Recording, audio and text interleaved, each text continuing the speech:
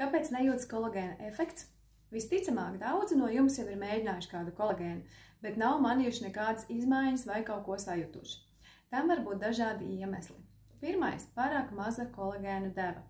Kad parasti pajautā cilvēkam, kādas formas kolagēnu viņš lieto, viņš parāda sastāvu, kur ir 2–3 tūkstoši vienības, varbūt 4000 vienības vienā porcijā, un parasti tas ir sausais kolagēns. Lai ar šādu kolagēnu iegūtu rezultātu, ir nepieciešami vairāki mēneši tā nepārtrauktas lietošanas. Otrais iemesls varētu būt zārņtrakta stāvoklis.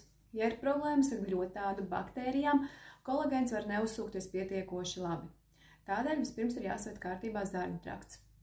Un trešais var būt, ka viss kolagēns aiziet iekšējo orgānu būvniecībai, jo saistaudi, kuri sastāv no kolagēna, satur ne tikai skrīmšļus un ādu, bet arī absolūti visus orgānus. Tādēļ, ja organisms ir švakā stāvoklī, vispirms viss kolagēns aizies iekšējo orgānu pievilkšanā.